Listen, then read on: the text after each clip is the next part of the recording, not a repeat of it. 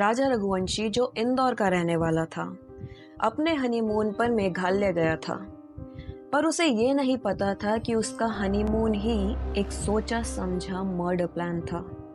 बहुत हैरान कर देने वाली बातें सामने आई इस केस में। ये पता चला कि राजा कभी मेघालय जाना ही नहीं चाहता था। इनकी शादी हुई थी 11 मई को और 11 से 14 मई तक सोनम अपने ससुराल में रही, बस 3 दिन तक। सोनम राजा को बताती है कि शादी से पहले उसने एक मन्नत मांगी थी कामाख्या देवी मंदिर से जो गुवाहाटी में था।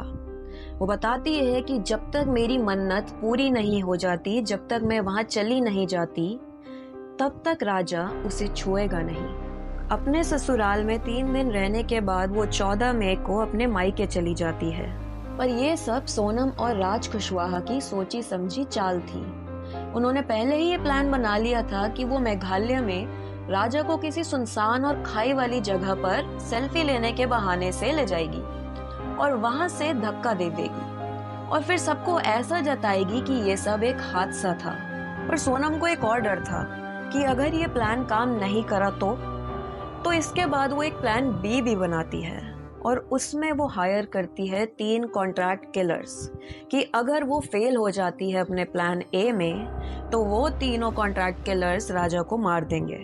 ये तीनों कॉन्ट्रैक्ट किलर्स पुलिस को बताते हैं कि जब ये 5 लोग उस सुनसान जगह पर जाते हैं तब वहां पर जाके सोनम थोड़ी दूर चली जाती है। ये तीनों बहुत हिचकिचा रहे थे राजा को मारने से, पर तभी सोनम चिल्लाती है, हिट हिम। और फिर इनमें से एक आकाश होता है, वो राजा के सर पर एक हथियार से हमला कर देता है। राजा जमीन पर तड़प रहा था, पर उसका आखिरी दृश्य था उसकी पत्नी जिसने उसका मर्डर करवाया।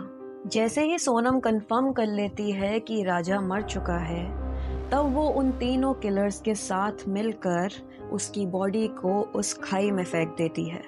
राजा ने तो सिर्फ एक नई जिंदगी की शुरुआत सोची थी, पर खत्म हो गया सब कुछ उस हकदार के हाथों जिसे उसने अपना सब कुछ समझा था। क्या ये एक शादी थी या एक मौत का कॉन्ट्रैक्ट?